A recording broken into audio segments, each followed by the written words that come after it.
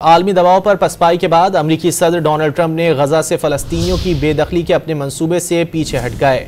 Trump ने दावा किया कि उन्होंने गजा मंसूबा सिर्फ तजवीज़ किया है, उसे ज़बरदस्ती नाफिज नहीं करेंगे। अमरीकी सदर ने इजहार हैरत किया कि उर्दन और मिस्र की जानिब से मंसूबे को खुशामदीद ना कहने पर इजहार हैरत है।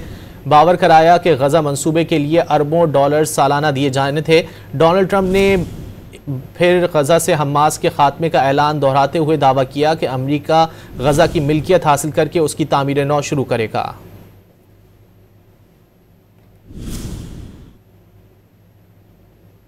ट्रंप ने दावा किया कि उन्होंने गजा मंसूबा सिर्फ तजवीज़ किया है, उसे ज़बरदस्ती नाफिज नहीं करेंगे। अमरीकी सदर ने इजहार हैरत किया कि उर्दन और मिस्र की जानिब से मंसूबे को खुशामदीद ना कहने पर इजहार हैरत है। बावर कराया कि गजा मंसूबे के लिए अरबों डॉलर सालाना दिए जाने थे।